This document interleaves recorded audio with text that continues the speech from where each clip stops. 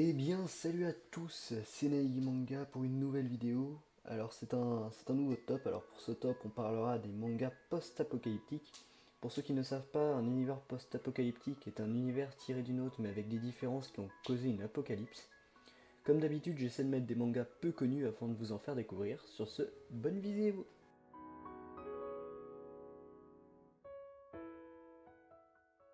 Quitte à faire un top, autant commencer par le plus connu. Ori no Seraph est un manga toujours en cours, comprenant 8 tomes en France, mais il a aussi le droit à 2 adaptations en animé, de 12 épisodes chacun.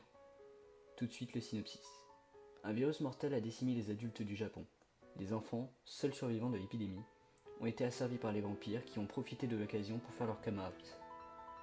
Dans le souterrain de la ville vampirique de Segunem, Yuichiro et Mikaela Yakuya sont deux jeunes esclaves chargés de donner leur sang aux aristocrates qui ont besoin de soulager leur soif. Mais Yuichiro ne l'entend pas de cette oreille et tente de s'échapper avec son frère adoptif et leurs amis. Mais les vampires les rattrapent et abattent tous leurs compagnons. Mikaela se sacrifie pour permettre à Yuichiro de s'échapper de la ville vampirique. Une fois à l'extérieur, le jeune garçon découvre un monde intact et comprend que cette histoire d'épidémie n'était peut-être qu'un mensonge pour asservir les enfants. Il décide de rejoindre la résistance contre les vampires pour délivrer les esclaves et venger la mort de Mikaela. Mais ce qu'il va découvrir sur l'origine de l'épidémie risque fort de lui déplaire.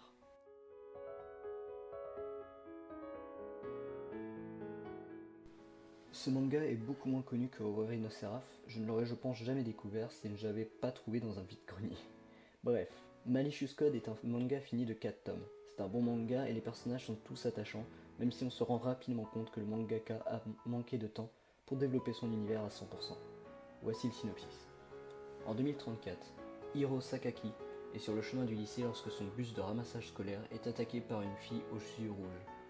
Quand Hiro reprend ses esprits, il réalise qu'il se trouve en plein Tokyo. L'accès de la ville est pourtant interdit depuis 10 ans, à la suite d'une contamination fulgurante causée par un virus dévastateur, le virus Pandora, une maladie indétectable et mortelle à 99,99%. À l'époque, seuls quelques enfants infectés ont réussi à survivre. Ils sont reconnaissables de par leurs yeux qui vont du bleu marine au rouge. Des garçons et des filles aux caractéristiques particulières se retrouvent désormais dans la ville. Hiro apprend qu'une redoutable malveillance, un code, est gravé à l'intérieur de son corps.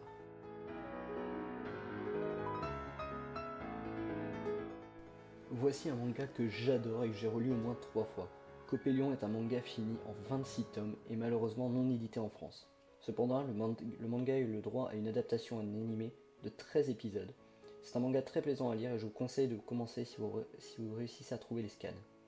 Voilà le synopsis. En 2016, Tokyo est ravagée par l'effondrement d'une centrale nucléaire.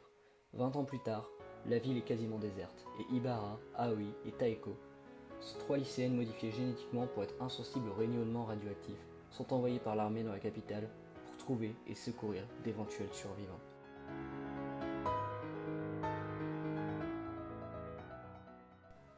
Alors je n'ai pas fini ce manga mais j'estime qu'il avait tout de même sa place dans le classement. Green Worlds est un manga fini en 8 tomes au Japon, mais toujours en cours de parution en France avec 4 tomes. Ce manga, bien plus violent que les autres, est un très bon manga post-apocalyptique. Une fois passé le début un peu lent, vous ne pourrez plus vous arrêter. Voici le synopsis. Tokyo, 21e siècle.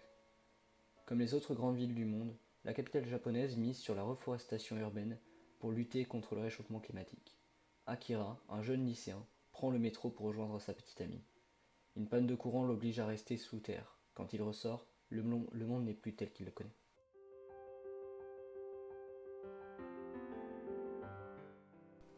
Voici mon manga favori parmi ceux que je vous ai présentés. Kagaster est un manga fini en 9 tomes au Japon, mais aussi fini en France avec seulement 6 tomes.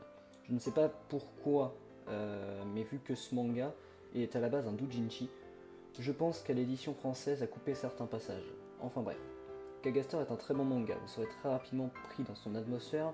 J'attendais la sortie de chaque nouveau tome avec impatience. Voilà le synopsis. Fin du XXIe siècle. Une étrange maladie, baptisée Kagaster, fait son apparition. Un humain sur 1000 est contaminé par ce mal, qui le métamorphose en un monstrueux insecte anthropophage. Les 2 tiers de l'humanité sont décimés. 2125.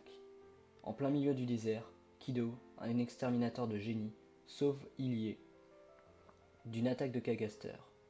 Malgré les mystères entourant cette dernière, il décide de la protéger. Mais dans ce monde apocalyptique, les monstres ne sont pas forcément ceux qui en ont l'apparence.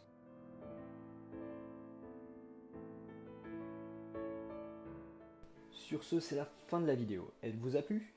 Si vous avez des mangas post-apocalyptiques à conseiller, n'hésitez pas à les donner en commentaire. Sur ce, à la semaine prochaine pour une nouvelle vidéo.